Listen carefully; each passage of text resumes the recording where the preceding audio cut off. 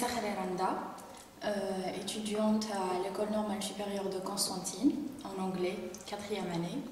Et je suis aussi membre de l'association Sirta Oxygène de Constantine, qui est une association qui travaille sur l'éducation à la santé et tout, et qui a parrainé récemment un groupe de jeunes étudiants, de 17 jeunes étudiants, qui ont choisi de faire des actions comme ça humanitaires dans le monde de bénévolat. Alors, si je dois parler de l'association, ça a commencé vers l'an 2006 et ça a activé beaucoup plus avec les gens qui ont des maladies chroniques comme le diabète, la tension et tout ça.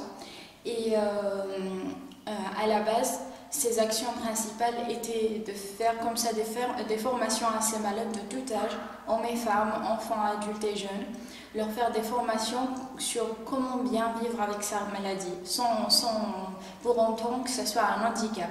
Ça veut dire qu'il faut bien adopter un style de vie qui est sain, que ce soit sa façon de manger, il faut aussi pratiquer du sport, faire une activité physique et tout ça.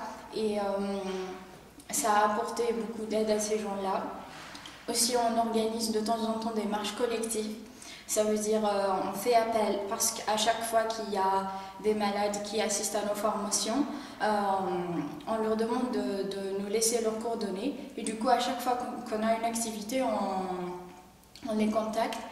Et voilà, on fait des sorties collectives, des trucs comme ça. Et, tout ce qui est à notre portée pour aider ces gens-là.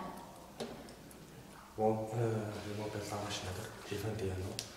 Je suis étudiant en première année en marketing. Bon, je vais vous parler de notre premier projet ensemble. On a commencé avec un projet simple. C'était d'aider des enfants orphelins enfin, des sorties éducatives à la plage, comme la première fois Dinam Gigil. Il y avait des enfants qui n'ont jamais chef le parc, ils étaient vraiment contents. La deuxième fois, Dinam Besna. Parc d'attraction de Besna. Il y a quoi parc aussi? C'était bien, c'était formidable. Même qu'il y avait quand même quelques difficultés avec les sorties parce qu'il y a quelques enfants qui sont un peu, malades. Peut-être sociables et même parce que... Il y a des autistes, c'est pas des autistes, mais... Voilà. Enfin, pour ne pas rentrer trop dans les détails, c'est juste qu'il faut mentionner qu'il y a des enfants qui sont dans une situation d'handicap, que ce soit moteur ou mental, et du coup, c'est pas toujours aussi facile de travailler avec eux. Mais ce qui est sûr, c'est qu'ils ont tous bénéficié. Et peut-être juste pour préciser, le but c'était pas que des sorties comme ça, juste pour loisir, c'était pas juste pour faire ludique, mais il y avait dans notre objectif aussi l'éducation à l'éco-citoyenneté. Ça veut dire, avant d'ailleurs de commencer ces sorties-là, on leur a demandé de faire des dessins sur comment protéger son environnement. Et voilà. Et du coup, ils ont été très très créatifs. Chacune, que ce soit des filles ou bien des garçons, chacun d'eux, ils ont fait des dessins qui sont vraiment... On a été épatés. Et ils dessinaient bien. Et à travers ces dessins, c'est en quelque sorte des petits messages pour inciter les gens à protéger leur environnement. Et aussi, quand on est sorti à la plage, et en fait, dans les 3 sorties, il y avait la collecte des déchets. Ça veut dire c'est comme si dans le peuple, on a comme réflexe n'importe quoi. Du coup, madame des enfants, le réflexe contraire le but de l'éducation. Je prends la parole, moi. Alors, je m'appelle Chenouf Mouhidine, j'ai 22 ans.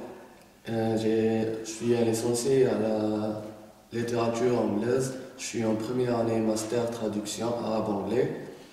Je suis un membre à l'association Cirta Oxygène et je suis partie de ce groupe Jeunes Constantinois en Action qui est parrainé par l'association Cirta Oxygène où j'ai bénéficié de beaucoup de formations telles dans différents domaines, l'animation, la citoyenneté, gestion des projets et gestion des conflits.